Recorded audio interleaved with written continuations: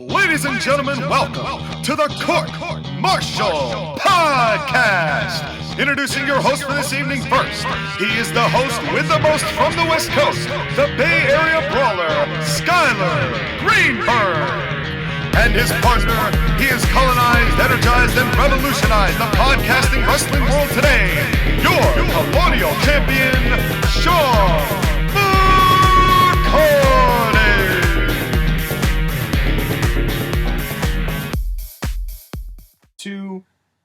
And welcome, ladies and gentlemen, one and all, to another fantastic edition of the Court Martial Podcast. I am your Colonial Champion, Sean McCarty, bringing you ACPW versus NWL.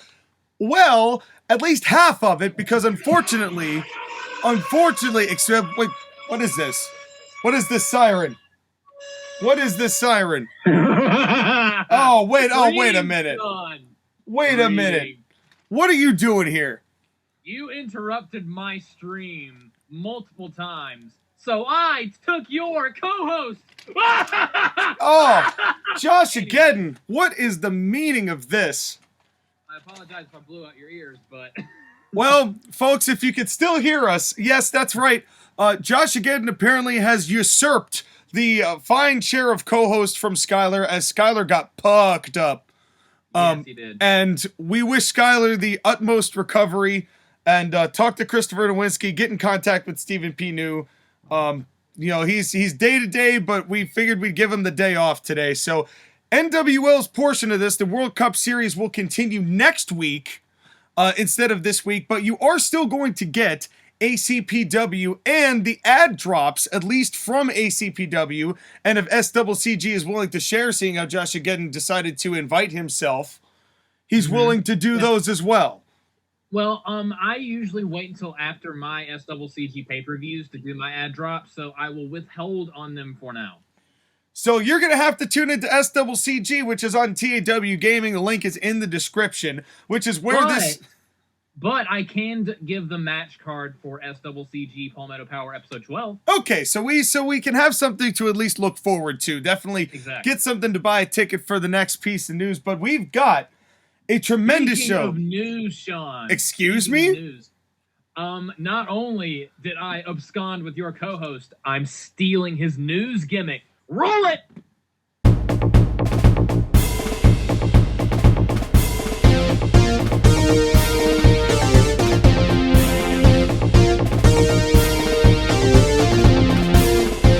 Coming straight to you from the Golden Gate Garage, this is the Wrestle News with Skyler Green.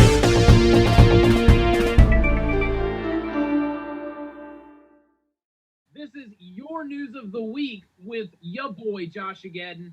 And Sean, I have really 4 topics, one kind of big one and 3 little ones. You ready? I'm not a happy camper. I am not a happy camper. You don't get to tell me when I roll intros.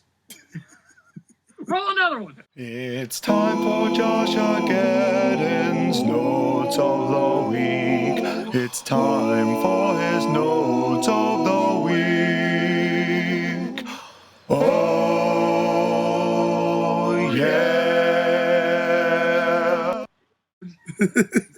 So, you're going to be even less happy with this first one. Okay, cited at a Sega video game conference was none other than Kenny Omega. And what was he doing there, Mr. Geddon? Basically just promoting, funnily enough, promoting the new AEW video game Fight Forever, which does not look great. Let me ask you something, JoshAgeddon. I believe he took a picture with Sonic the Hedgehog. I bet he did. Let me ask you something. If Kenny Omega is suspended, does that not also include his responsibilities as executive vice president? You'd think so. So, wouldn't this be a violation of suspension if he's going there to promote the video game? You'd think, but I don't know, honestly. Yeah. I am not a lawyer. I am not a legal strategist, so I don't know. But I do know that there is a picture out there of him with Sonic the Hedgehog. And also, he ran into Kota Ibushi at, like, some kind of con. Not Tony, but some kind of con. Or Nick, because we have multiple cons. Or Nick. So that was our first bit of news. our second bit of news actually has to do with and the rest of these are actually WWE related. Sean, you're going to be happy about this. Eric of the Viking Raiders injured his foot when he dived off a stage into the crowd. I'm just kidding. He injured his foot during a match. I mean, I wouldn't be surprised if he dove off something. I mean, they've been known to be surprisingly agile. Now, is Eric Warbeard Hansen or Warbeard Rowe? He's Rowe. Oh, then I don't care. Fine.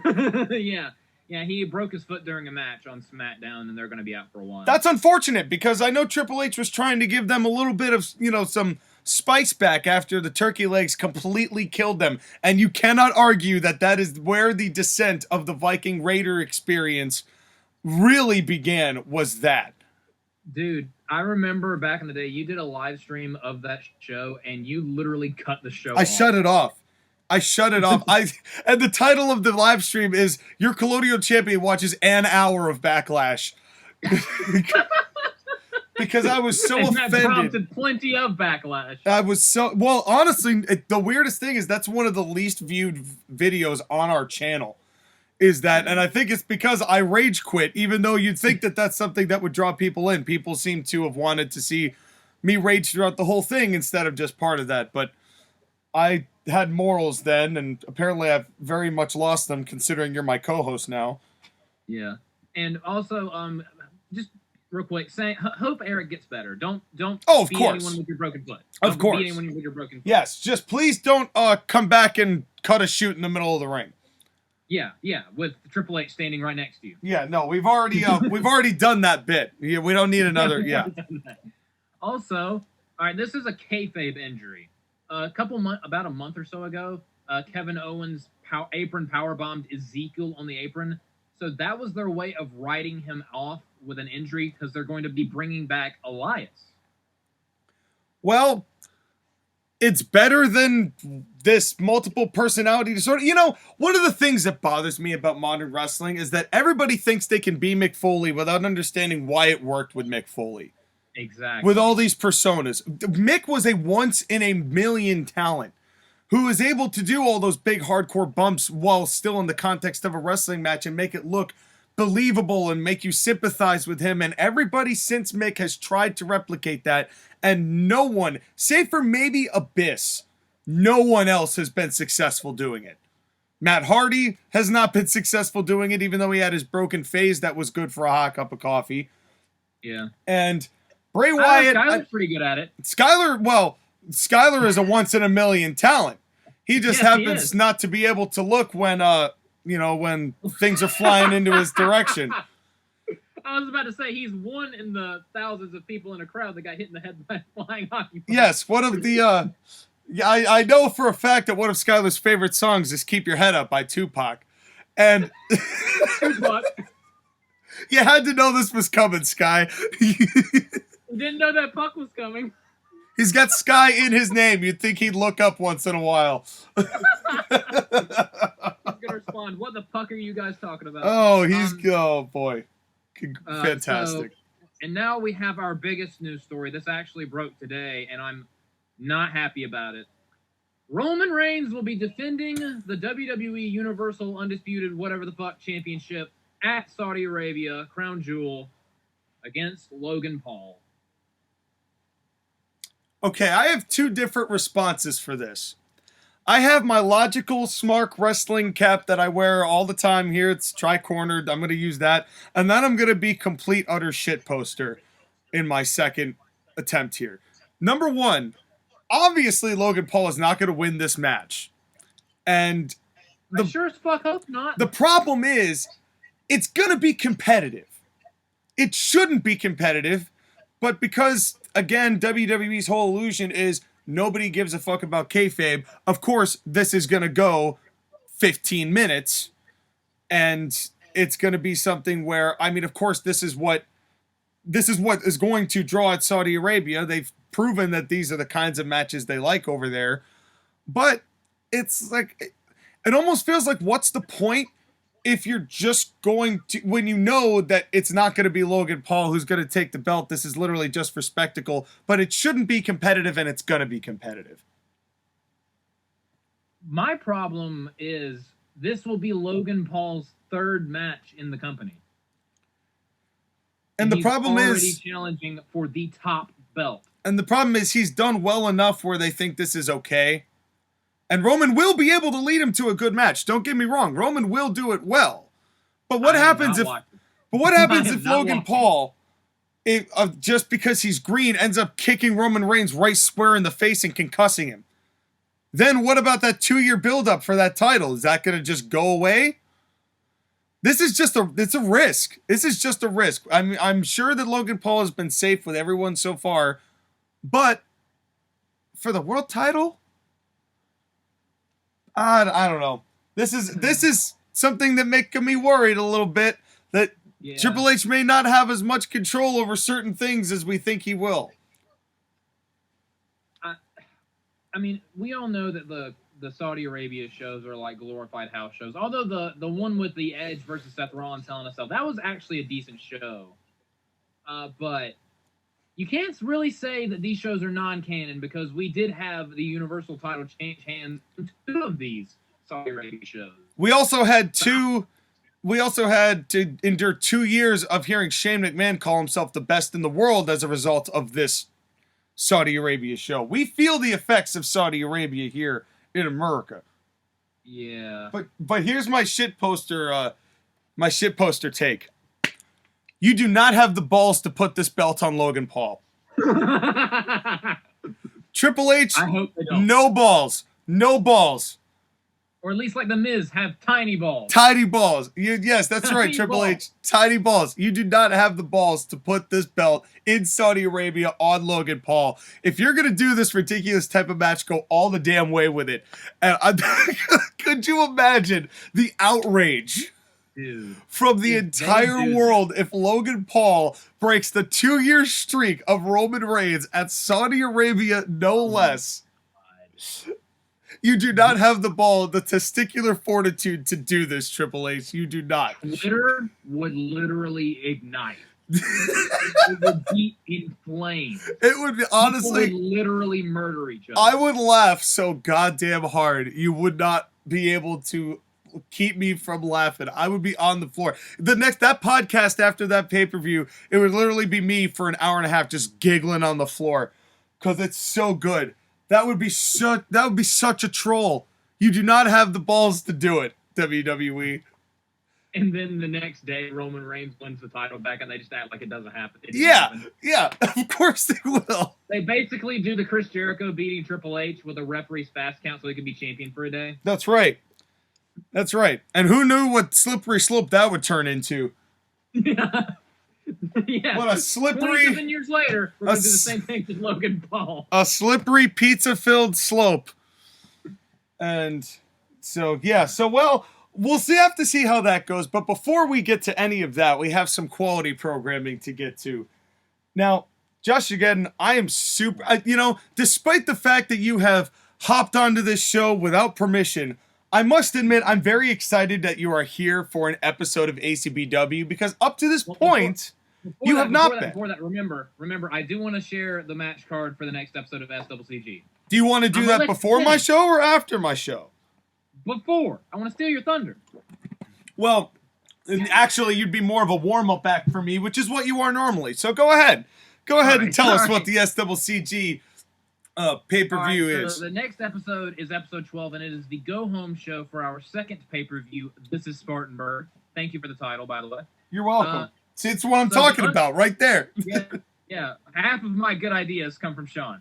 The undercard starts with Tegan Knux versus Caitlyn. Okay.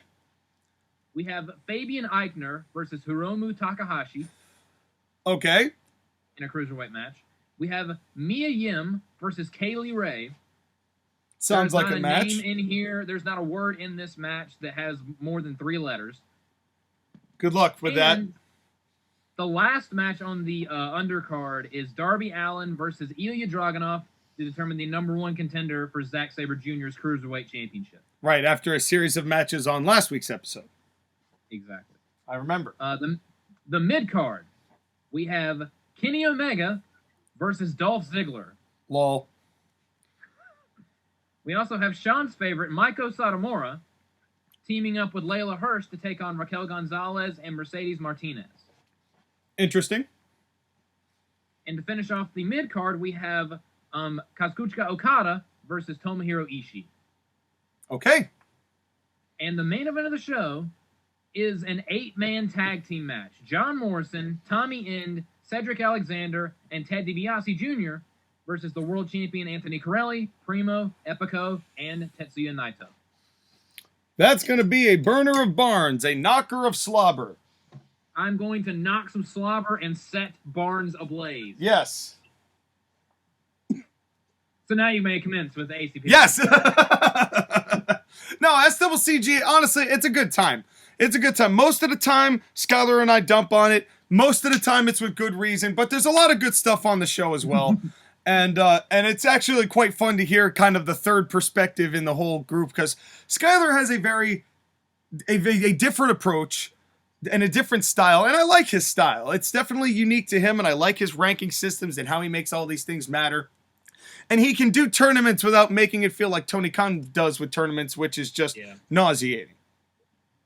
I'm not even joking. If I tried to do like a point system, I would not. I have a lot of respect for Skyler with keeping up with the rankings, because I would not be able to keep up with that. And, you know, I got to do kind of a tip of the cap. I know we talked about him occasionally here on the program, but also credit to Steve from the Mag Nation for keeping the points so astutely for so many years, as far as who had what and who won what and where. Like, if there was nothing to credit the Mag Nation for otherwise than the bookkeeping, they did a great job with that. They also had a lot of help with the Mag Nation wiki. Yes, that definitely did. Plus, because the community, useful tool. The community knows how to make things and bring them together like that. But speaking of bringing things together, episode 26 of ACPW, here we go. Are you ready, JoshAgeddon? My anus is clenched. And you know why you're here? Because we are here in the Colonial Life Arena in Columbia, South Carolina. You son of a bitch. That's right. Yeah, you want to invade my show? I'm invading your state. So, and it is me in the most literal sense. This is a big show. This is the fallout from the Midsummer Showdown, where a lot of things happened. And folks, if you want to know all those things that happened on the YouTube channel, you can see it. ACPW versus NWL. I believe it's season 3, episode 8 is that we had up there. Maybe 7. Yes, it was 7. I'm sorry. This is 8. Episode 7, where you could hear the entire Midsummer Showdown. Titles were defended. Careers were ended. It was a whole to-do, and there's a lot of fallout from it.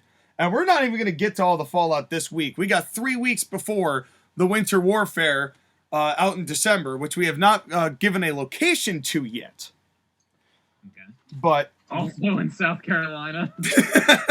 No, trust me, we're coming here. This is a pit stop, and then we're going to go back to the other respectable parts of the East Coast. Yeah, you had to come down here to abscond with some of our Mets. Hey, listen, don't worry. We have more left over. We got to give love to everywhere on the East Coast and on the Atlantic Coast. Otherwise, we wouldn't be very good as Atlantic Coast Championship Wrestling. And now, Atlantic Coast Pro Wrestling is what I said. Wow, here I am 3 years in, and I don't even remember the name of my own fucking program. Here we go, and I'm on it this week. But of course, one of the major... It's already getting to him. That's right. And one of the major stories going into this has been the investigation / lawsuit into ACPW and Arn Anderson. As we know that Jim Cornette has used Stephen P. New to file an injunction / investigation into the practices and decisions made by Arn Anderson over the course of his multiple years here as commissioner for ACPW. We know that world champion Cody Rhodes has joined that lawsuit, and Cody Rhodes also did not compete at the Midsummer Showdown as something of a protest to Arn Anderson's leadership. So this has all been taken into account. So now we're going to start this show, and we have our in-ring announcer, who I cannot remember who we have there at this moment. Maybe David Penzer? If he's still around, I'll get David Penzer, because I've always liked David Penzer. You know who David Penzer is? Not sure. He was basically the guy who wasn't Michael Buffer in WCW. He did a lot of stuff in TNA as well. You'd recognize the voice. I think I would. You would definitely recognize the voice. If he's still willing to do it, I'm still willing to have him. You know who I miss? You know who I miss? Who? Tony Chimmel. Me too. Me I too. miss Tony Chimmel. I hope he's doing all right. First star. That's right. That's right. Maybe that's who I had hired. I know I mentioned it at the beginning, but I like David Penzer, so we're going to go with him. But David Penzer goes, ladies and gentlemen, please welcome the chairman of the board and founder of Atlantic Coast Pro Wrestling, yours truly, Sean McCarty.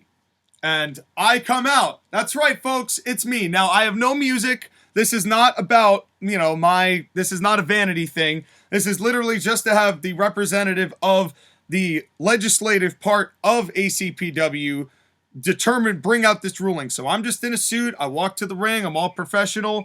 I have a mustache. That's important. And I walk into the ring and David Penzer. Oh, we've been having JR kind of do it, but because we're doing this and we're adding David Penzer into the roster because that's because you like David Penzer? Yay! This is probably the most times the name David Penzer has been thrown around in a 5-minute period since 1995. But we got him, and because he's not necessarily part of the roster, so suck it, Sky. I'm making a concession here. Mostly because JR could not be here tonight, at least at the beginning. He will be here a little bit later, but he couldn't be here at the beginning of the show. He had some business he had to take care of. Stuck in traffic, if you will. Then the microphone, Penzer hands the microphone to me. I said, ladies and gentlemen, we are here to reveal the results of the investigation that has been launched internally here by ACPW into Arn Anderson and address some other various items and topics. So if the commissioner, Arn Anderson, wouldn't mind coming out here in front of these people so we can read the results. Out comes Arn Anderson. And Arn sits up. Anderson. That's right. And it's weird me chanting that because my fiance's first name is Anderson, but continue. There you go. It all comes together. That's it. Yes. It's all coming together.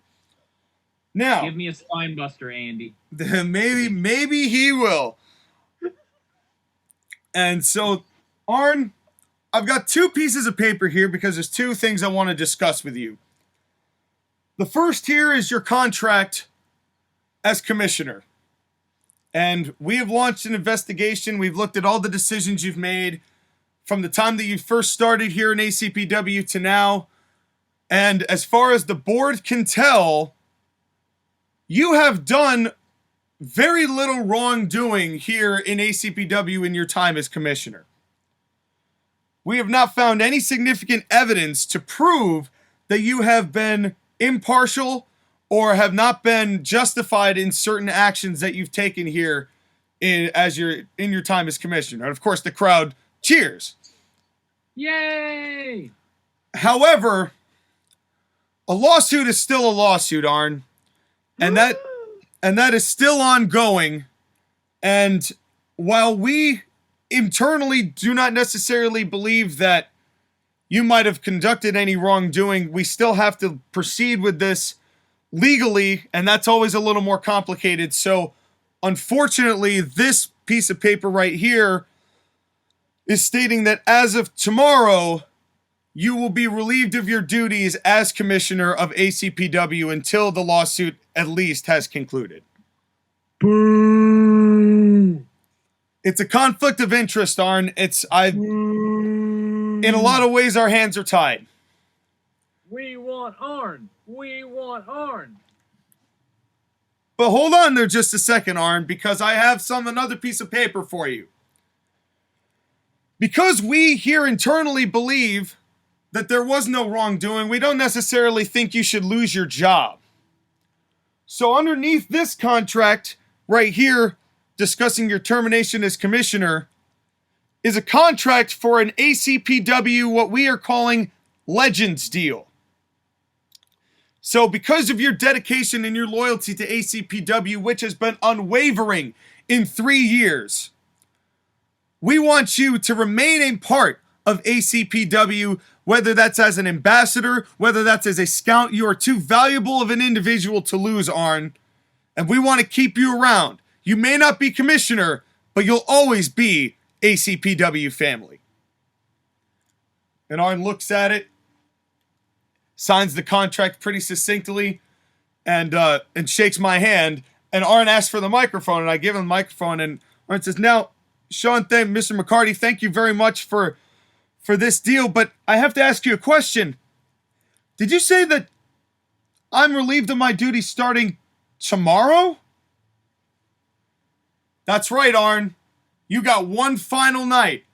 So if there's anything you want to get off your chest, anything you want to do, tonight's the night." Oh, no. Thank you for your service, Arn. We appreciate you. And we'll see you down the road. And I take off and walk out, and that's that. And then, of course, the thank you, Arn chants and the cheers for Arn are coming in. Arn.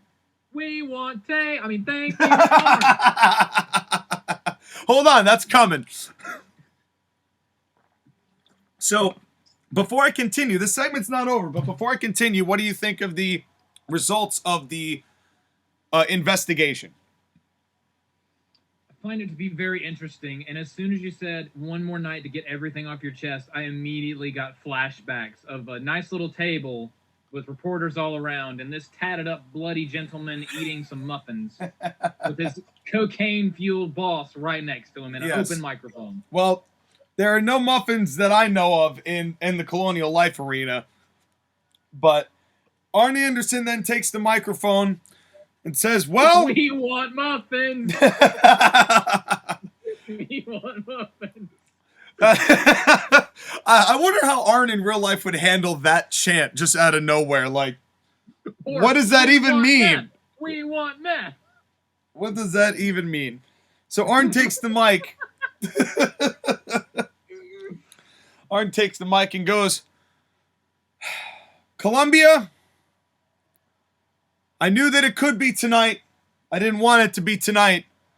But if tonight is the night, thank you. And if I have one final night, I'm going to make sure that I can leave as much of an impression and quality as possible. So tonight's main event is going to be a #1 contenders match for the ACPW World Championship at Winter Warfare. And that match, because Cody didn't want to show up at Midsummer Showdown, I'm going to pick two guys that Cody knows all too well. Two guys that Cody may not enjoy reuniting with. Your main event tonight, MJF versus CM Punk. Ooh. And Arn says, "Trust me, I'll be back out tonight. You just don't know when." And Arn comes out, and Arn walks away, and you can see he's got kind of a little more of a strut. Almost like a relief to his face.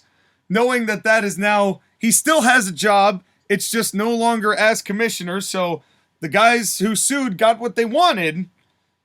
But it's not like Arn has left the building. He's got one more night as commissioner to cause some mayhem. They got some of what they wanted, not everything they wanted. Yes. Getting rid of Arn entirely would, but also this was kind of the thing is I don't want Arn to go somewhere else. Because he's too valuable of a mind. He's too valuable of a mind for me to just get rid of. So I want it to be where he's, still signed to ACPW, but that doesn't necessarily mean we're going to be using him on screen. And that's it. And also one of the things that I forgot to mention was that we are going to announce the new commissioner next week on ACPW programming. So, or next month, as it were, as we do our little leapfrogging game here.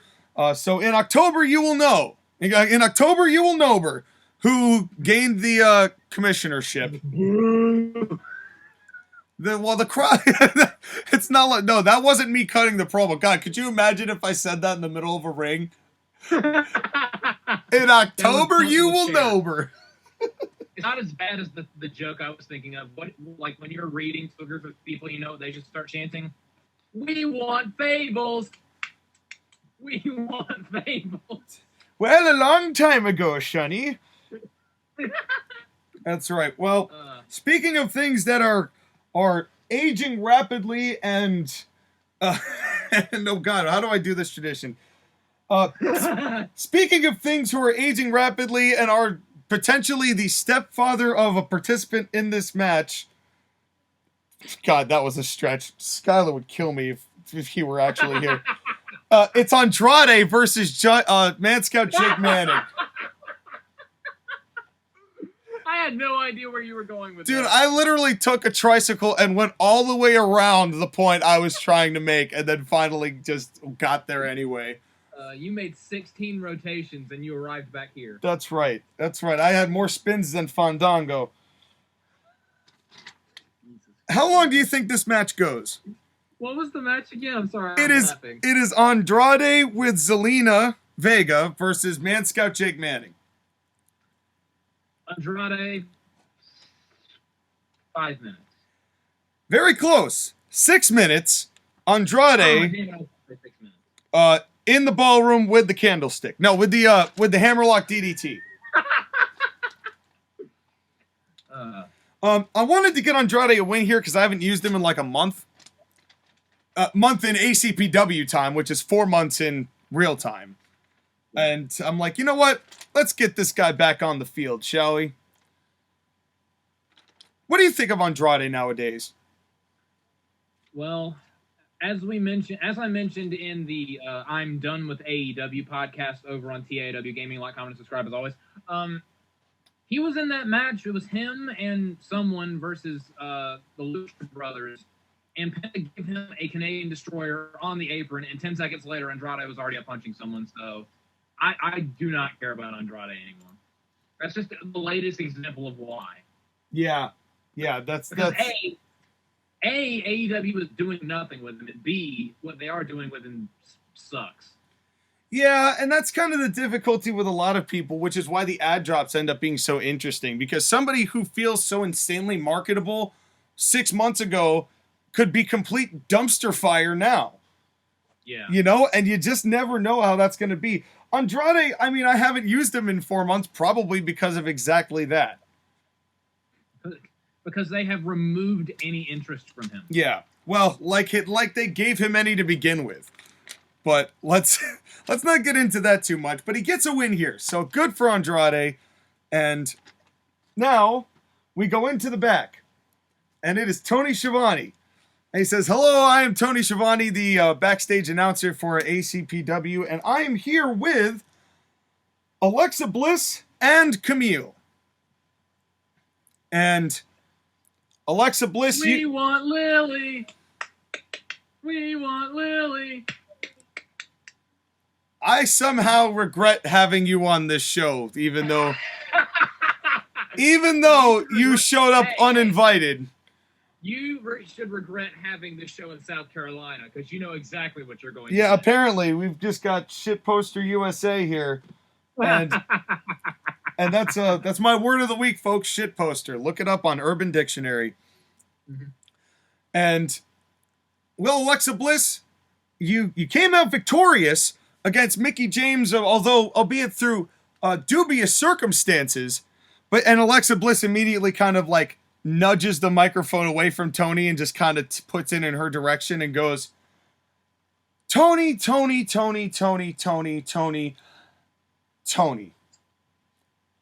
I say your name 9 times because I don't think the people in South Carolina could comprehend the first 8. And the reason is, none of these people have appreciated Alexa Bliss. None of these people have understood Alexa Bliss. I've been the ultimate underestimated. I have been the true ultimate underdog, and I didn't need a mask to do it. I am 5 Feet of Fury, and I'm on a win streak. And I'd like to know why I'm not competing for the ACPW Women's Championship. And Camille here by my side, she knows. She knows not only how vile these people in South Carolina are. By the way, bathtubs are a good place to shower, not just to mate with your siblings. But I want to help these people. But we like it. I bet you do. I bet you do. And I'm not used to the self-loathing type here.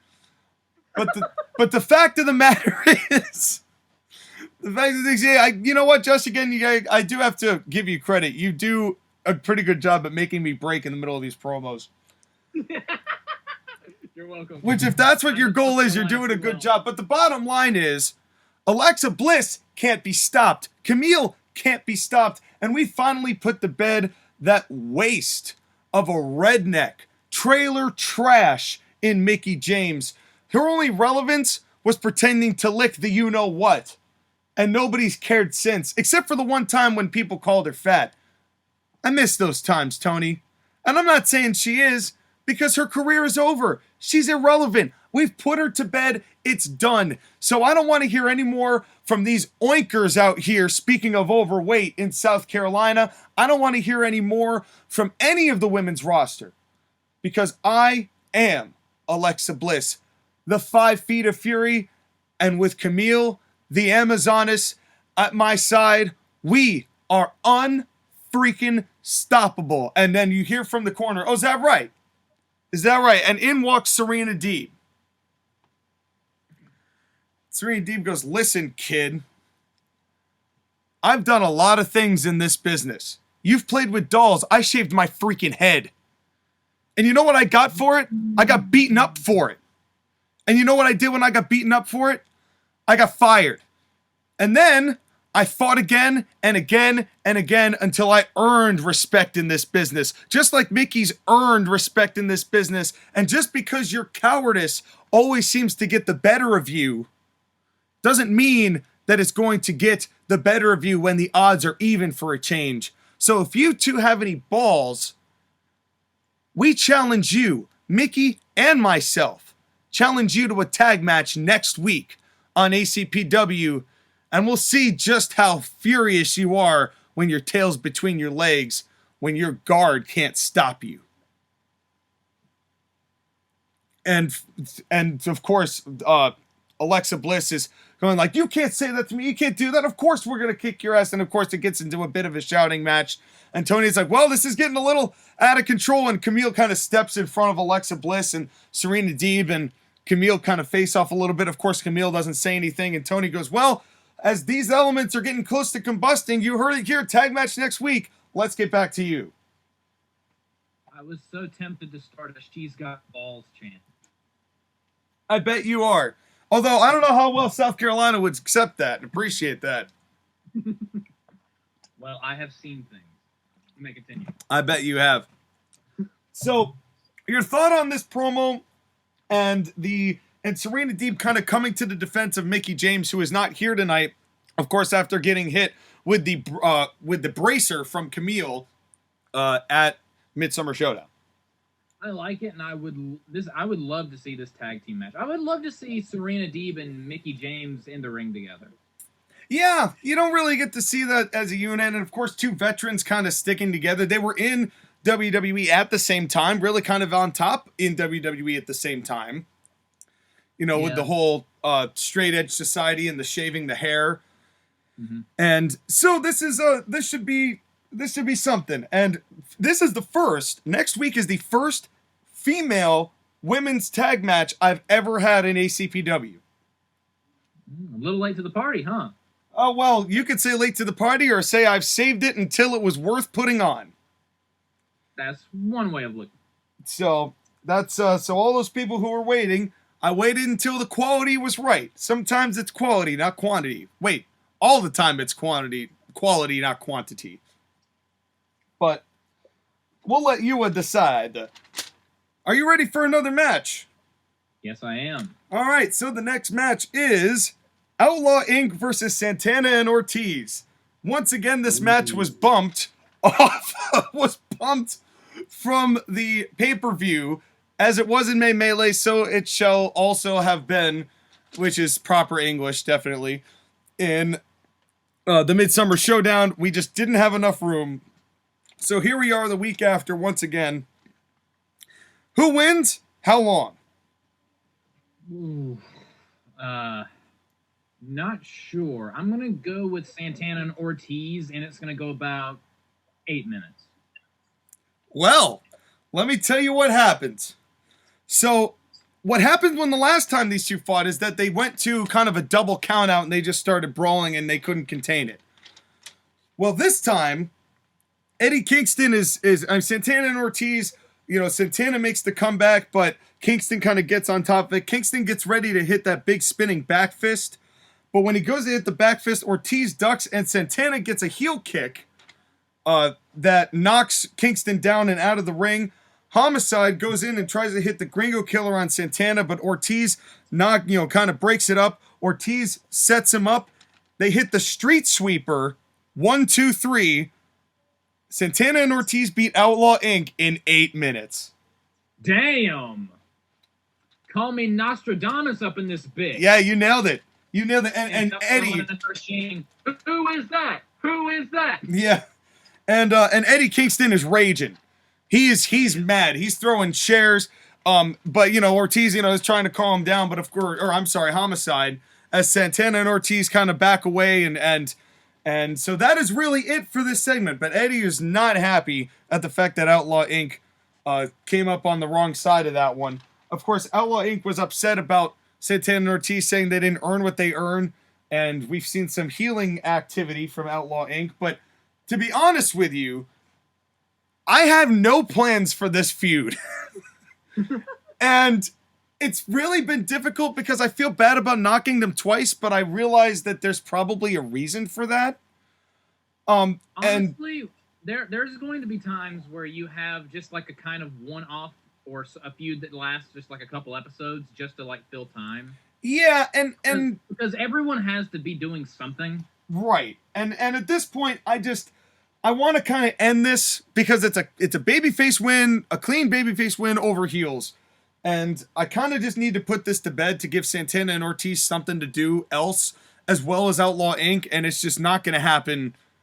It's just not going to happen with these two tied with each other and me going, I don't know what to do with either of these two teams. So that's that. Are you ready for the next segment? My body is ready. All right. Tony Schiavone is in the back saying, hello, I'm Tony Schiavone. You may remember me from... my body! You may have remembered from the last segment. I am the in-ring announcer for ACPW, except I'm in the back, and I always seem to mess that up because I'm nearing 70. And I am here. I am here with Paul Heyman. And Paul, it wasn't a great night at Midsummer Showdown for you or Brock Lesnar. Of course, CM Punk gaining the victory against Brock, and a Punk, of course, wrestling here tonight in the number one contenders match. But before we get into that, your thoughts on Arn Anderson leaving as commissioner? Paul Heyman goes, Tony, I have learned through many years of being in this business, in many facets of this business, that jobs can come and go at a moment's notice. And sometimes karma just hits just right. I personally don't have anything against or for Arn Anderson. I've been where you've been, but that doesn't mean I'm upset that you're no longer where you are. But that's not why I'm here tonight. You see, I am the representative of Brock Lesnar, the beast incarnate, the man who takes people to Suplex City and leaves their bodies in their wake. Suplex City. Suplex City. Brock Lesnar understands what transpired at Midsummer Showdown. And that Damian Priest made the biggest mistake of his life by interfering with Brock Lesnar's business. Brock Lesnar was entertained by you, Damian, amused even, when you challenged him at an episode a few weeks ago. And Brock had given you respect for the effort you put in. But now, Now Brock has no respect for you. He is willing to do anything it takes to teach you where you stand in this professional wrestling business. Because where Brock walks, you follow. And Damian Priest, there won't be anything left of you to follow when Brock gets a hold of you. And he's looking forward to seeing you next week, face to face, so he can tell you himself how he feels. And while I don't believe these people in South Carolina can quite grasp what I'm saying, they'll find out soon enough that when you mess with Brock Lesnar, no one remains intact. Because all that Brock does is eat, sleep, conquer, repeat. And just at that second, you see a hand come through and grab Paul Heyman's throat, and it's Damian Priest. And Paul Heyman's like, oh, David, come join me. Be a part. Come on, Brock likes you. Please, David, please don't hurt me.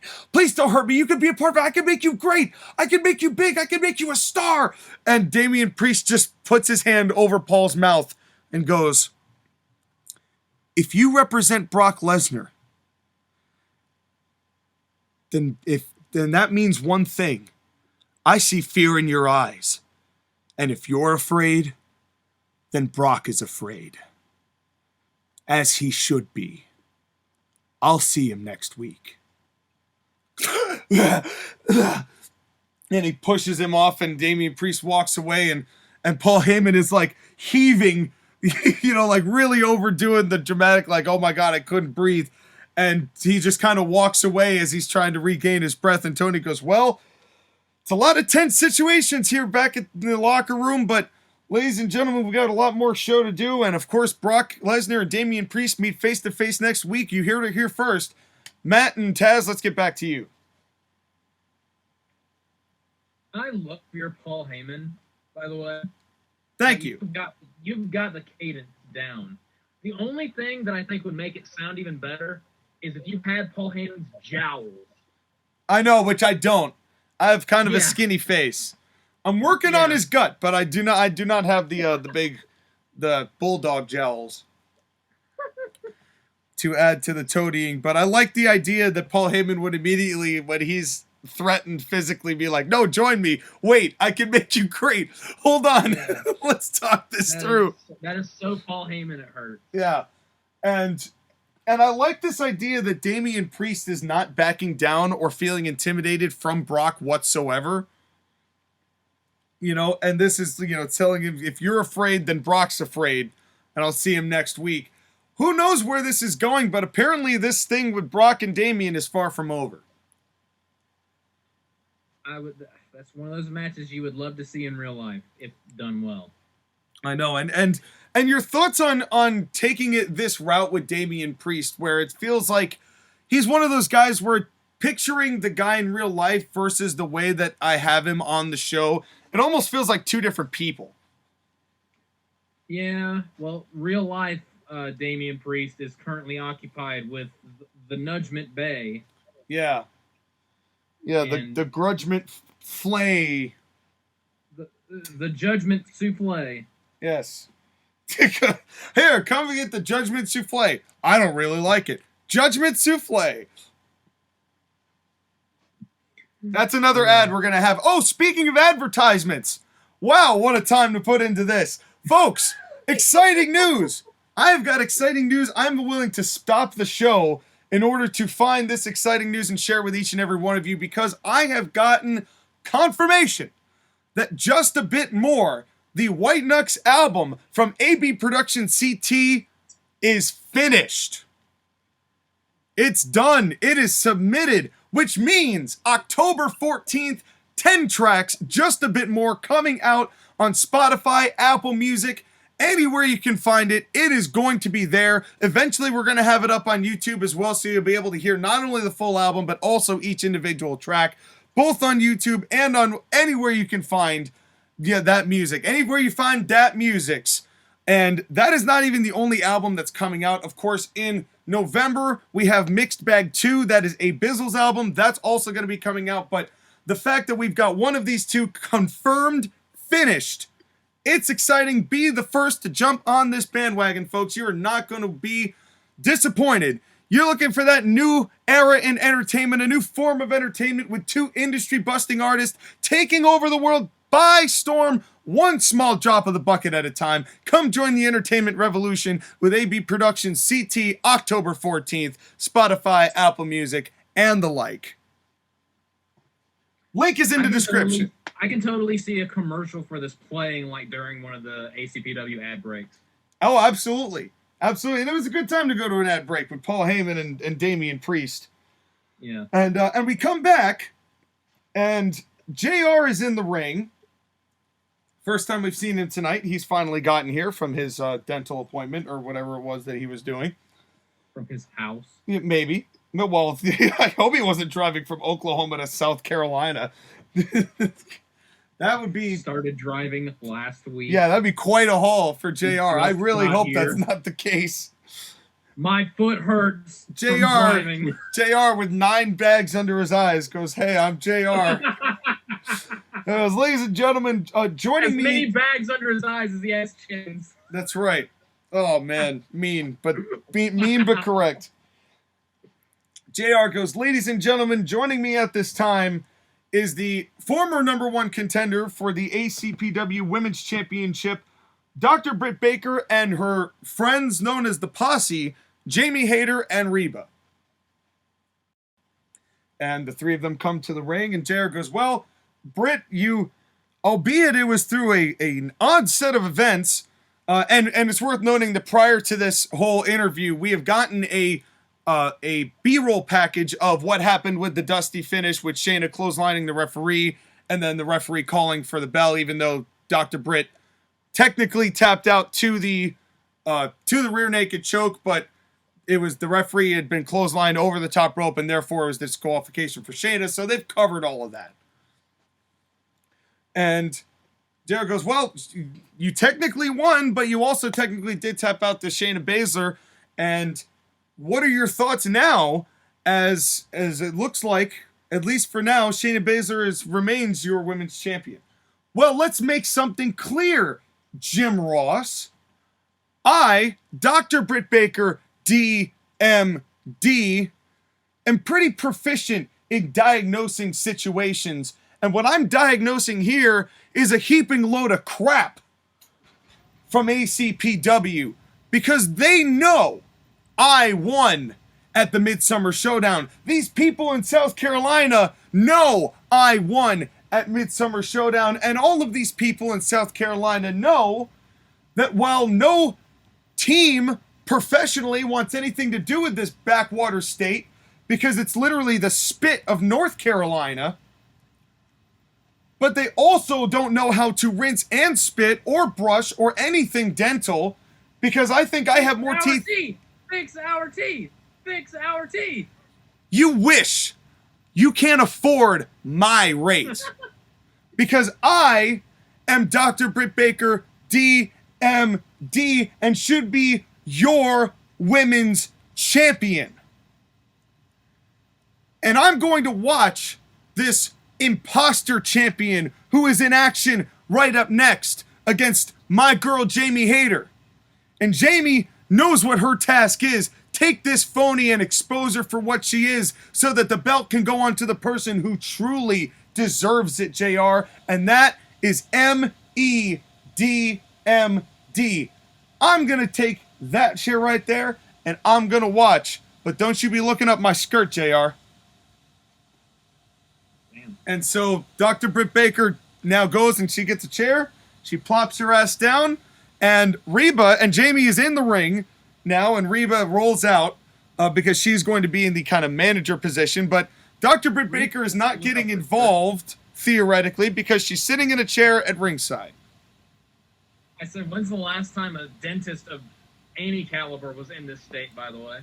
You tell me. I don't know. I've never been. I don't know why. That's why I'm asking the question. That's horrifying to think of. But what's also horrifying is watching a badass like Shayna Baszler walking your direction. It is Shayna Baszler versus Jamie Hayter with Reba at ringside and Dr. Britt Baker watching in a chair, how long does this match go and who wins? I'm going with Shayna Baszler via submission in about... I'm not sure how you feel about Jamie Hayter, so I'm going to go with 4 minutes. I gave it 6 minutes. Okay. Because Jamie Hayter is not bad. She needs some work, but she's not bad. But this is still the women's champion, Shayna Baszler. So, yeah. And I'm still really trying to recover Shayna more than I am trying to promote Jamie Hayter at this moment. But you're not going to have her lose to a springboard flatliner type deal? No, instead... 5 foot tall, 12-year-old looking person with eye drop makeup. Yeah, no. Yeah, no. That is over for God's reason. No. But you are correct in the fact that it is a rear naked choke that does Hayter in. So Hayter does tap to the rear naked choke. Shayna goes to celebrate. No sooner has the ref lifted up the hand of Shayna Baszler, does Britt Baker hit her from behind pretty hard, and then immediately goes and locks in the lockjaw. And Shayna, who tries to roll out of it, then gets her arms and legs restrained by Reba and Jamie Hayter as Britt's got the lockjaw, goes hard, really tightens it up, and then bam, and you can see the jaw extend. They do this little move, and the jaw just like kind of overextends, and Britt lets go, and of course Shayna's holding her jaw, and it's like she's trying to scream, but she kind of can't. And she's holding her jaw, and Britt and them roll out as security starts to roll in, and the doctors look at Shayna as... She's doing like a hands over her mouth, muffled yelling. Yeah, exactly. As Shayna is cowering over as the posse and Dr. Britt Baker laugh and walk away, and Shayna is actually helped to the back because of how bad her jaw looks. They actually take a beat to really kind of sell the injury here. As something that could be legitimate. So the jaw of Shayna Baszler compromised by the lockjaw.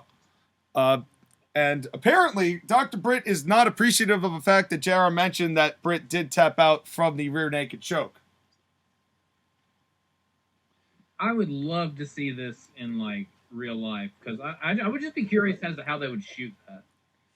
Yeah, and a lot of it isn't just necessarily knowing how and where to extend the jaw out to make it look that much more devastating. Mm-hmm. But if you could get this right, this, and of course, what I'm trying to do here is also build the fact that Dr. Britt is still technically something of a threat, but can only be a threat when she's got help.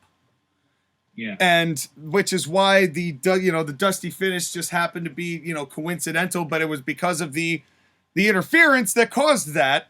So Britt has now won a match against the women's champion, albeit by disqualification, and now has potentially injured the jaw of the women's champion. When's the last time we had a match in any company where the focus was the person's jaw? Not very often. I can tell you right off the bat, Michelle McCool versus Melina at the Bash 2009. Yeah, I don't ask why. I don't even remember that match. I do, for some reason.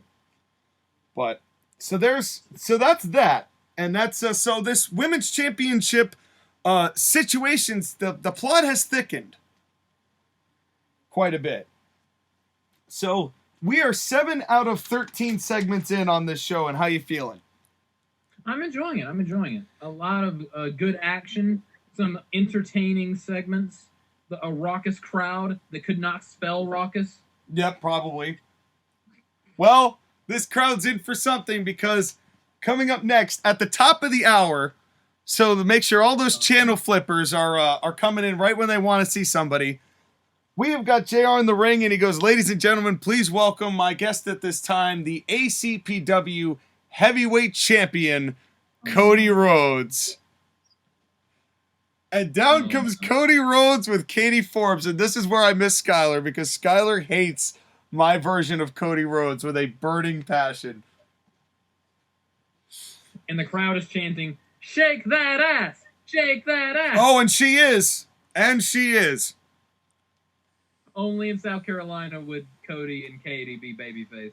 Well, because we're stupid. And JR goes, well, Cody, you welcome back, I guess. What's fascinating about your return here is that you show up on Arn Anderson's last night. You were, of course, part of the lawsuit, so I guess you've gotten what you've wanted.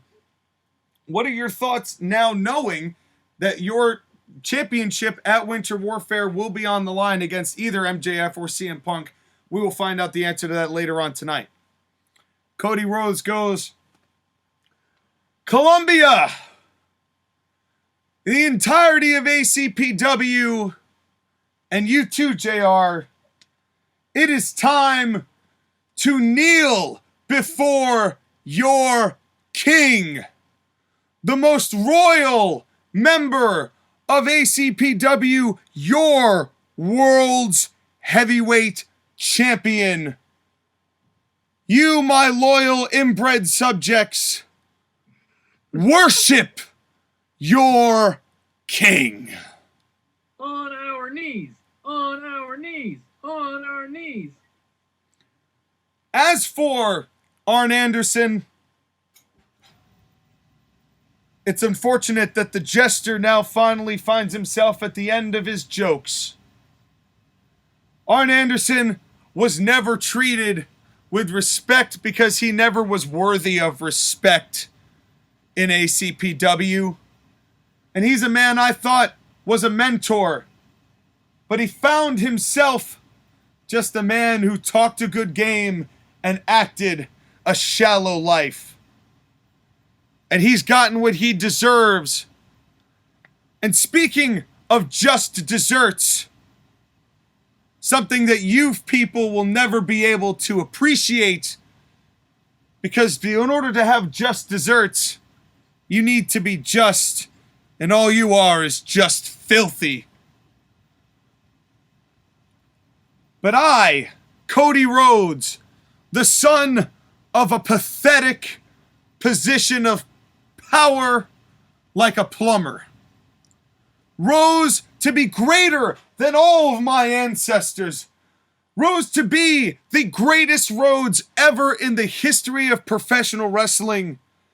And whether it's a man who rode off the Rhodes coattails in MJF, who I made an example of to gain this heavyweight championship, or whether it's a whiner, a complainer, and an all-around loser like CM Punk, who claims to be straight edge but fouls his body with ink. A man who looks like a pauper, acts like a pauper, and is worth less than the shit he rolls in. To be honest with you, JR, I don't care who wins tonight, because I will make an example out of those who I've done before, and I will leapfrog over men I've already surpassed. Because no one beats royalty, no one can beat a Rhodes. And they say to be the man, you've got to beat the man. But no one can beat your king.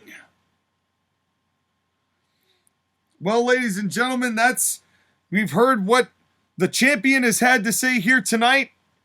And his lovely, lovely wife, Katie Forbes. And Cody, we're going to see you next week, as you will be there to meet up and confront whoever wins this matchup next week. And of course, the new commissioner will also be announced next week. And I know, Cody, you're going to want to be there for that.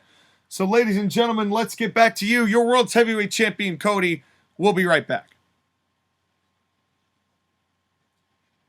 Your thoughts on Cody's promo? I love this. I love super cocky what they should have done in AEW with Cody Rhodes. Yeah, and I've made it this way. It's almost 2 years now since I've turned him heel. Yeah.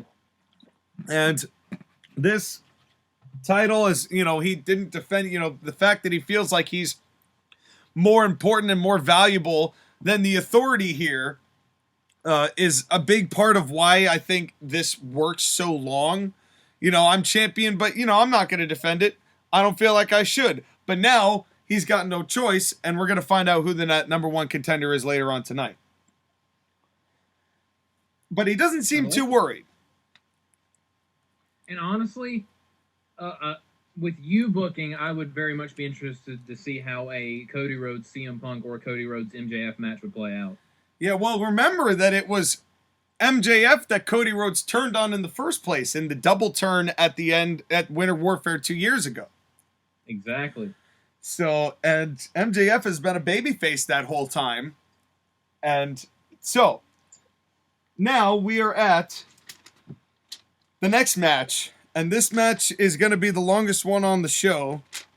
Well, actually, I don't know if I should give it. I take that back. It's not going to be the longest on the show. The main event might be the longest on the show. It's Bryan Danielson versus Eli Drake. Ooh, that'd be fun. How long and who wins? I'm going to go Bryan Danielson 9 minutes. This goes 12 minutes. Okay. Because I do like Eli Drake, and I do want him to have somewhat of a competitive match with Bryan Danielson. But the finish to this match is Eli has made a comeback, but Bryan Danielson drop kicks Drake into the corner where a referee is, and Eli Drake catches himself. He's like, whoa, whoa, whoa, sorry about that. Don't want you to die. And the second that Drake turns around, Danielson is right there with a running knee. 1, 2, 3. Mm. And it's worth noting that Danielson is still not necessarily doing any cheating. You know, he may be doing some arrogant stuff like doing the body outside of the ring so he doesn't get hit and things like that, but he's not cheating in any of the matches he's had up to this point. Mm-hmm. Even though he's with Cornette, who was not there for this, by the way. Yeah, the leader of your heel stable doesn't have to be there with you all the time. Yeah, and that's, I think, something that sometimes hurts factions like this. Like, you can just go out and have regular matches. You don't need to have somebody there constantly as a manager. You know, it's nice to have, but when you end up over-relying on it, it can just be a little too... people will see it coming. You know, you can't oversaturate with these kinds of things. Up next, though, speaking of where is Jim Cornette, here comes the rest of the cult. Down to the ring, and JR gets into the ring, and of course hugs go all around. You know, congrats to Bryan Danielson, and JR goes, well, ladies and gentlemen, it's that time of night, part of the night that I am so used to, but I almost dread every time we do it. It is, of course, the Cult of Cornette in the largest numbers we've seen. And Jim, you have got to be happy tonight, as it seems like you have gotten your wish that Arn Anderson is no longer in ACPW as commissioner. It is time to celebrate, Jim Ross. We have got ourselves the party favors, the streamers. They've also got like the little things, you know, they're actually celebrating. You know, they've got like, somebody's got cake. I don't know which one has got cake, but there's cake somewhere. And it goes, it is time for celebration. For too long, we have been bound by the shackles. We have been held in the chastity and waiting for the key to be handed to us so we can take ourselves and unlock ourselves from the reign of tyranny that is Arn Anderson. Today is a good day for Atlantic Coast Pro Wrestling, for the Cult of Cornette, and maybe a sad day for South Carolina, but a good day for them because they get to witness the true greatness that is the Cult of Cornette. So let's hear a little appreciation for the fact that we're even in your presence tonight. And because Arn Anderson has finally been held accountable for his actions, even though I must admit that the brass here in ACPW didn't seem to have the brass to punish him and get rid of him entirely, we gotta be happy for the fact that a man who should never lead a target is able to lead no longer. And now, we want Arn. I bet you, well, Arn's not here anymore. And instead, the Cult of Cornette is getting back to business because Jeff Cobb, while he may not have won at Midsummer Showdown, he didn't lose either because no one can beat a man like Jeff Cobb. That has been made very clear. we have got the victor here tonight in Bryan Danielson, the wrestling technician, the all-around machine, the master of the mat in Bryan Danielson, a man who has proven day in and day out that no matter who claims to be the best in the world, Bryan Danielson does it on a weekly basis. And of course, FTR, who finally put those varsity blondes in their place, took out Griff Garrison for good, so we'll never see him again. We will finally never hear the disrespect that Brian Pillman Jr. casts upon his father by calling himself an homage to the Hollywood Blondes. And the fact that I, Jim Cornette, have had the Blondes number for so many years, that's just satisfaction at its finest.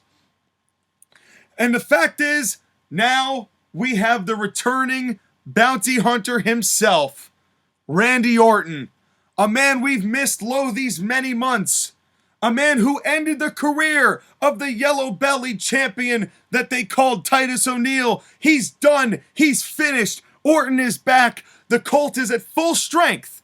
And nobody, now that Arn's gone, is going to be able to stop us. And and just as Jim turns around, Arn Anderson is walking down to the ring. And of course, the crowd is gone, lit up. Yeah, just like that. Just like that. And Arn steps in the ring and goes, well, ladies and gentlemen, we have, at least for one final night, Arn Anderson, the commissioner, is here. Arn, what's on your mind? Well, Jim, you just said it right. I got one more night. And Jim, I said to you before, now keep in mind that Jim is now backed up behind the entirety of the cult as Jeff Cobb and Orton and FTR and Danielson all have kind of like surrounded Cornette, and Cornette is like on the second rope behind all of these guys. So and the crowd's chanting, Arn's gonna kill you. Arn's gonna kill you. Now here's the thing, Jim. I told you were gonna have to fear for your life if I lost my job, and wouldn't you know who won the pony, Jim? I know you know what that means. And I know for a fact that you're afraid of me, otherwise you wouldn't have all of these goons in front of me, no matter what the accomplishments they are. I could see the fear in your eyes, Jim. And the fact is, I've got one final night where what I say goes. And don't worry, I'm not going to fire any of you. That's not my point here, because my interest has always been in the benefit of ACPW, and like it or not, you mean success for ACPW. But that doesn't mean that your little yellow-bellied ass, which I can actually officially call skinny because you got yourself in shape, but with each pound you've lost, your bones have gotten that much more brittle. Your body has gotten that much more broken down, and I can't wait to snap it in half because I have got news regarding Winter Warfare. First of all, FTR, you're going to be facing the Varsity Blondes again. Because Brian Pillman Jr. is still in action, even though Griff Garrison has suffered a broken leg at your expense. So Griff is out. But I hear that Brian Pillman may have found another partner, from what I hear. Now, I don't know that for sure. You're going to have to find out next week, because I hear that Pillman will be here next week and will be able to tell you himself. So you got another match, and considering that you've lost against the team twice, you may want to refresh your headlocks and arm and wrist locks, because apparently you may not be as best in the world as you two think you are.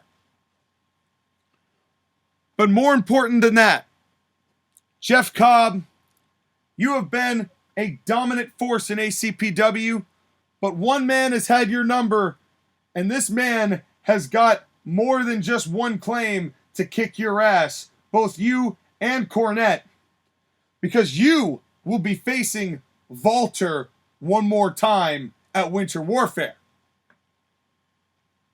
But this time, there's going to be no time limit, and if Jeff Cobb, you end up with your shoulders on the mat, you end up pinned by Walter, then I get 5 minutes in the ring with Jim Cornette. Ooh. No interference, no guns, no knives, no baseball bats, just my hands around your neck, Jim. And I'll tell you what, just to sweeten this deal for you, should Jeff Cobb pin Walter, I'll rip up that Legends contract I just signed, and I'll ride into the sunset and you'll never see me again. So it's all on the line. The battle's been drawn, but the real question is, whose pistol's gonna draw first? I love you, South Carolina. Commissioner Arn, out. Let's go, Arn. Let's go, Arn. And Arn walks away, and Jim is obviously furious, and, the Colt's trying to calm down. JR goes, well, it's an action-packed final night here for ACPW and Commissioner Arn, but some bombshells being dropped about Winter Warfare. There's more to come, and of course, we've got a huge farewell ceremony coming up next, but until then, we'll be right back. So your thoughts on the Cult of Cornette and Arn Anderson laying down the law for one last time?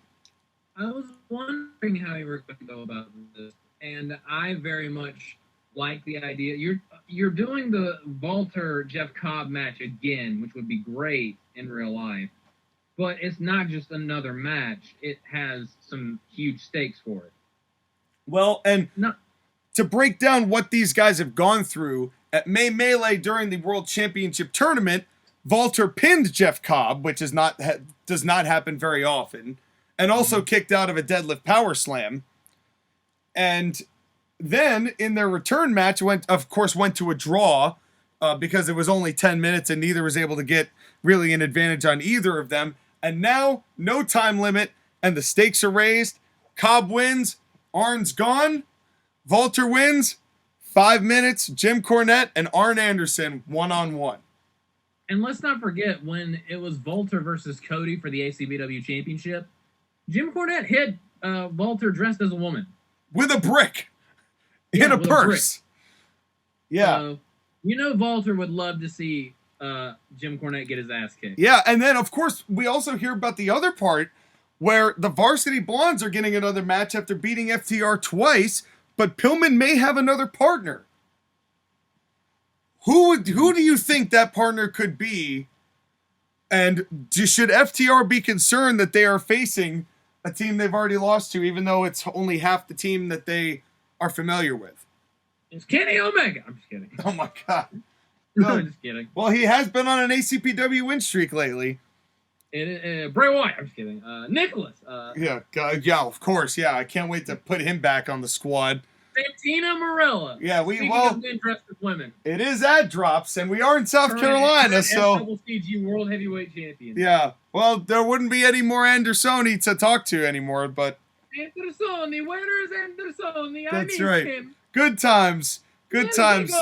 Going back to season 1 of ACPW. But we've got 3 more segments to go.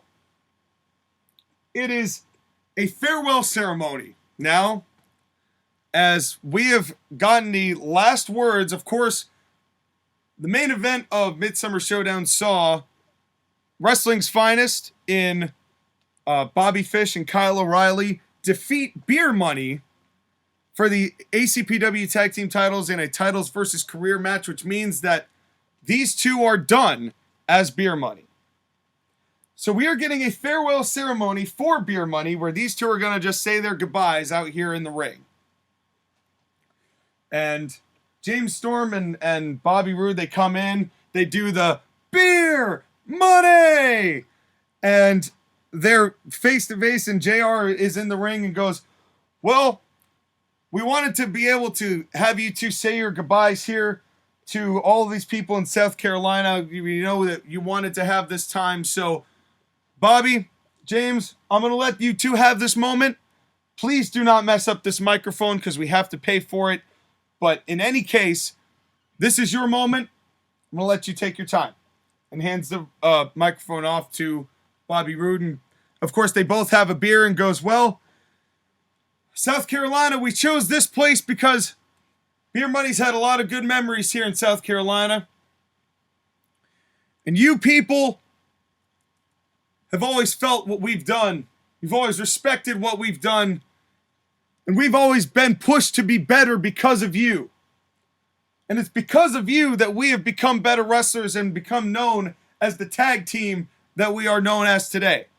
Passes it off to James, and James Groves,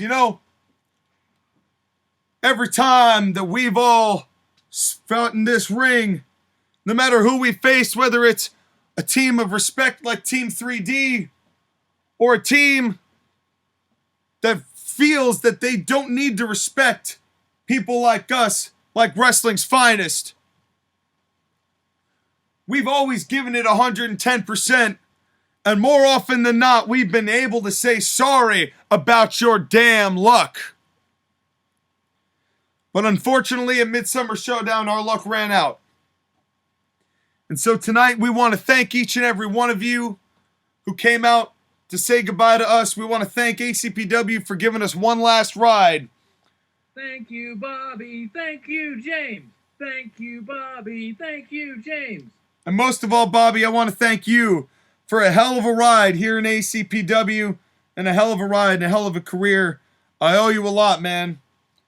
You and I have done it all together. We've seen it all together. And I really respect the fact that my last beer in a ring is going to be shared with one of my best friends.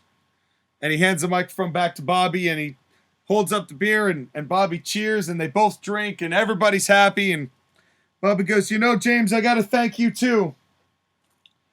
Because ACPW, when I asked you to be a part of ACPW and get the band together one last time, you immediately said yes. And I can't thank you enough for that.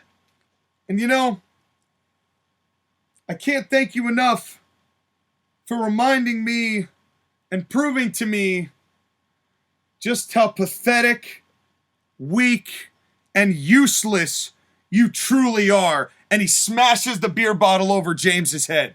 I knew it! I fucking knew it! And down goes Storm, and the crowd going, doing exactly that. As Bobby Roode goes and picks up, Bobby Roode picks up the beer bottle that James Storm was drinking, and he just pours it all over his face. And he throws it down, and Bobby Roode turns around and walks away. The second that, like, you had Bobby talk again, you were like, hands the microphone back to Bobby, I was thinking, he's going to hit him in the head with a beer bottle, isn't he? And actually, right before that Bobby leaves and leaves out of the ring, he comes back and he grabs that microphone one last time. I want you to understand, and I want all these people in South Carolina to understand this. The careers of Beer Money are over. Beer Money is over. But Robert Roode, he's just beginning. And then he throws down the microphone and walks away. And that's it. Of course, the crowd is booed here. And of course, it's kind of a little way to kind of get around the careers are over. Well, Beer Money's career is over. But Robert Roode apparently has something to say about that.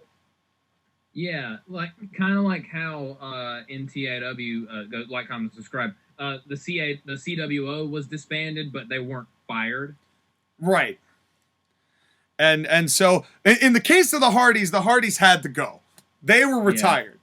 I was retiring. And remember that Bobby Roode was drafted on his own originally in ACPW. So this is like he brought James Storm in, and now here he is kind of at the end of that. And apparently Beer Money is no longer, but Bobby Roode holds a little bit of resentment towards James Storm. And so your thoughts on the turn and what's going to happen with these two going forward? It makes me think of one of the best things that TNA ever did when they did the Bobby Roode versus James Storm feud. That's what it makes me think of. But I like it. And I could feel it in the air while you were talking. I didn't say anything because I didn't want to steal your thunder. Because I was kind of like silently hoping, is he going to do what I think he's going to do? And then you did, and I was like, motherfucker. Well, like, this would, I feel like, especially in a state like South Carolina where we love our beer, yeah, that would get some heat. Yeah, and that's kind of the whole point here. And and then of course people going to attend to James Storm because he's probably cut up quite a bit from getting a beer bottle smashed over his head. And of course they're tending to him, but James Storm's kind of fending off referees. He's walking out under his own power, cut up, you know, which of course gets the crowd to cheer for James because he just got backstabbed by his partner. Mm-hmm. And so that's that. And now we have our main event. Oh boy. It is MJF versus CM Punk for the #1 contendership for the ACPW Heavyweight Championship that Cody Rhodes holds at Winter Warfare. How long does this match go, and who wins? I'm going to say 16 minutes, and I'm going to go MJF. You said 16? Yes. Well, this match goes 6 minutes. Oh. Here's why. Very early on in the match, CM Punk tears his triceps. Oh, okay. He tries to go for the GTS, but MJF counters it into his BTY driver, then locks in the Salt of the Earth on that same arm, and CM Punk taps out Ooh. to MJF. Oh, yikes. Just thinking about that makes my chest hurt. Now, of course, the fans wouldn't know that he tore his triceps, except, you know, obviously he'd be selling it that something went wrong, but it's a rushed finish because Punk got hurt for real. Like, they see the X go up, like, Punk got legitimately hurt here. And MJF is your #1 contender. Now, because this match was probably going to go 16 minutes, and only went 6 because this got thrown in on the fly, the decision now has been made, and JR is going to get in there and says, well, MJF, congratulations, you are now the #1 contender for the ACPW Heavyweight Championship, and we are now going to get your thoughts to close out the show about what this match means to you, your victory here, and of course the end of Arn Anderson's run. And MJF goes, well, it all comes full circle, doesn't it, JR? It all comes full circle because now, after clawing my way, after going out west and fighting the best and basically beating the best and coming back here and fighting the best and beating the best in Bryan Danielson, I have now finally earned a #1 contendership. I finally earned the title match that I've worked so hard for, thanks to the people here who have believed in me for so long.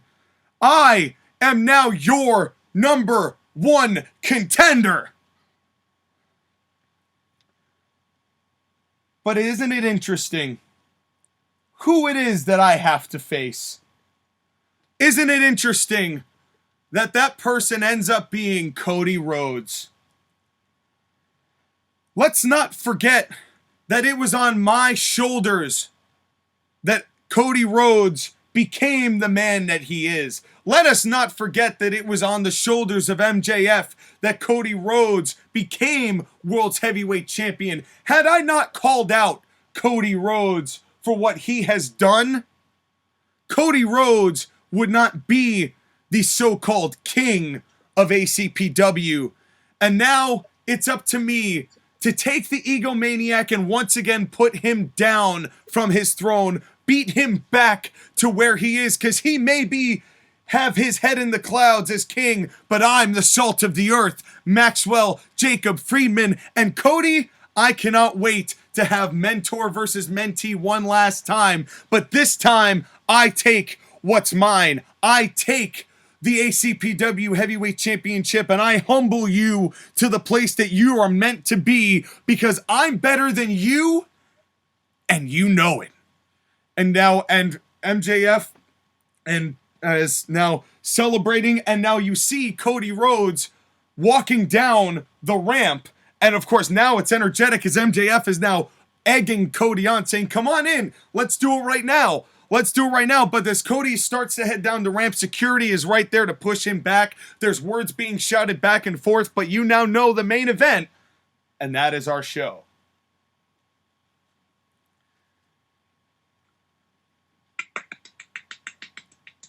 Very much enjoyed it, Sean. Thank you, sir. Your thoughts on this? I enjoyed playing the part of the crowd. Thank you, and thank you for being the crowd. So your thoughts on the main event? with MJF and Punk, and of course the promo afterwards with MJF calling out Cody Rhodes and Cody responding. Again, we are trying to adhere to real life wrestling while we're fantasy booking. So I like how you weaved into that injury, especially since it's so recent. Right. So I like the implementation of it. And I honestly have not even considered doing a real life injury during a fantasy booking show. So I'm surprised you went that route, but it makes sense. Well, and if there's anyone who's going to be able to pick up the slack for not having 10 minutes of TV time or having It's 10, MJF. it's MJF. Yeah. You know, and having that kind of fill out the rest of the show, seeing how they're both there already, you can start to build the tension to that and have that be the thing. Here's the deal.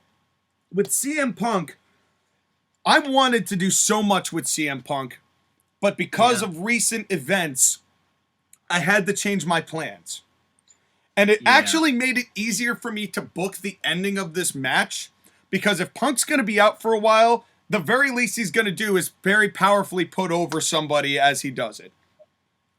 And that is all I've been doing with MJF for the past 2 years. And of all the injuries for Punk to get in a match with MJF, it's one that directly feeds into MJF's finisher. Yeah, of course. Bad luck. Bad luck. And well, speaking of bad luck, it's time for ad drops.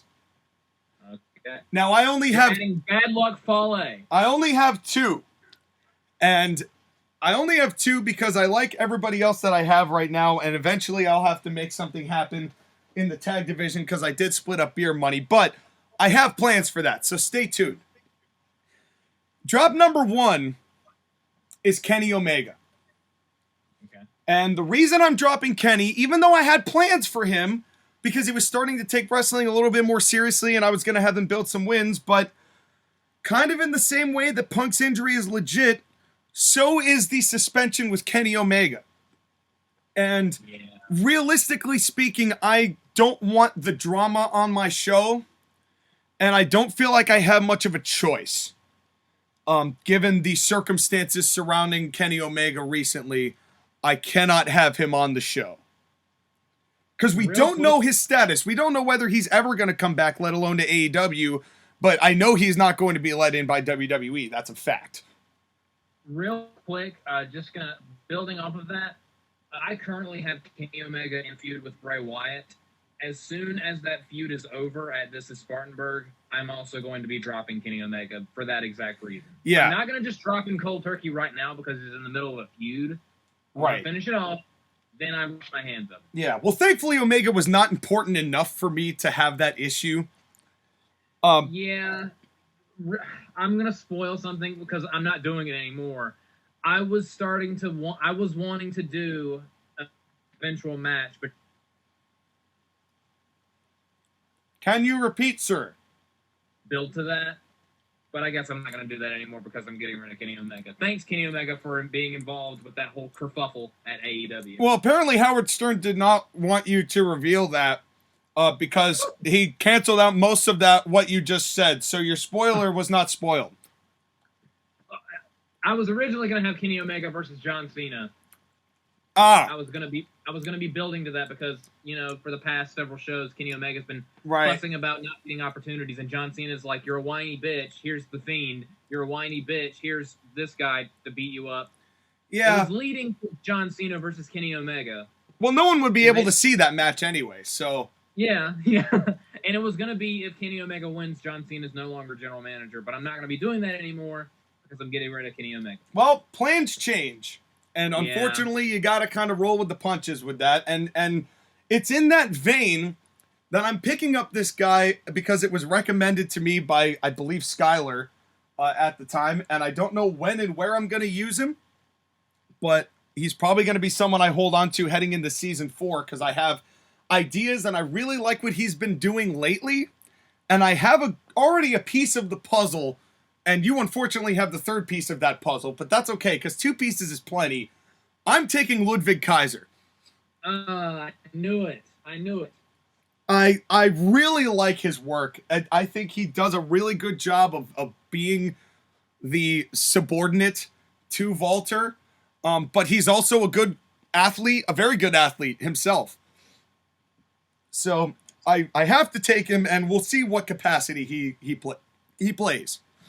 Speaking of that, for my ad drops, I was also wanting to take Ludwig Kaiser to pair him up with Fabian Eichner because I have Fabian Eichner on my show. Would you be interested in sharing Ludwig Kaiser? I would say to the end of the year, yes.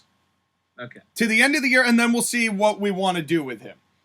Okay. I'm gonna. That's fine because I'm not gonna have him in too much because I only have 2 weeks and then a pay-per-view. So he will be used, but we'll work that out in post. But then, imagine how complimented and flattered. It's like, oh, yeah, seriously, yeah, that's right.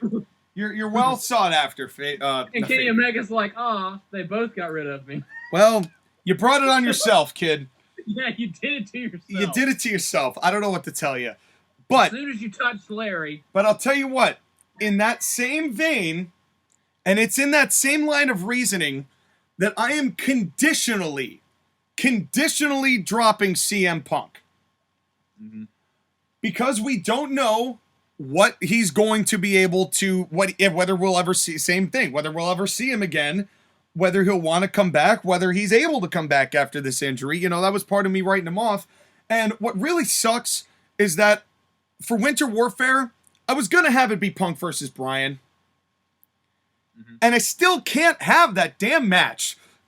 They still won't let me have it.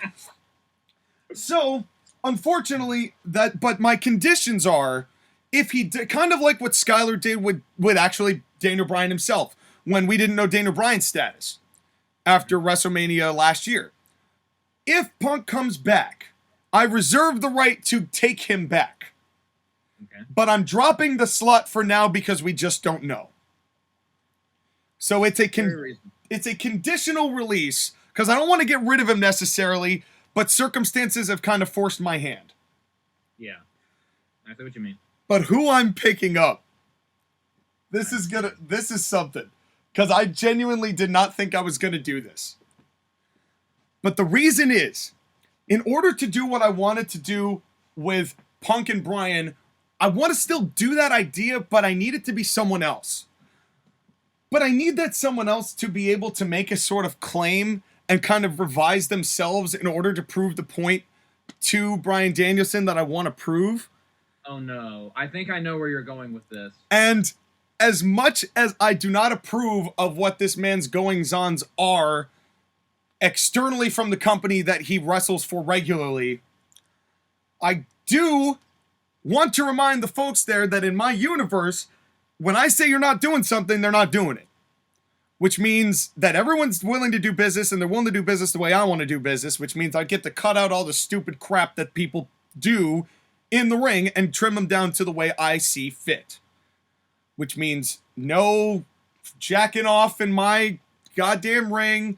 None of that shit. Tyler's gonna kill you. Because I'm going to repair this man the way I've repaired everybody else who I've taken. Because for the first time, a member of the Shield is joining ACPW. I'm picking up Jon Moxley. Oh my god. I am messaging our group chat with Skyler right now, and the message reads, Skyler, you are going to fucking kill Sean. Oh man, he's not going to be happy. But there's a reason, and let's be clear, it's not like he doesn't know how to do shit right. He's just allowed to do all the stupid shit that he does. Not under my watch. Yeah, and once again, it's conditional. That's right. That's right. So if he really shits the bed, I'm willing to toss his ass out again anyway. But at least for what I'm going for, I think that he's valuable to ACPW. Does that mean he's going to stay for long? Who knows? But we got him. And I doubt that Skyler was going to pick him up again. Yeah, I might be your guest host next week as well. Because we just never see Skyler after this point. Skyler's done. Just so upset with this choice. He grabs a hockey puck and kills himself with it. Yeah, seriously. That's That's what we might have driven Sky to do. Well, let's hope not, because we have an NWL show to watch next week where he's going to give us his whole breakdown of the World Cup series that he's got going on. I'm looking forward to that. But until then, your final thoughts on ACPW and the ad drops.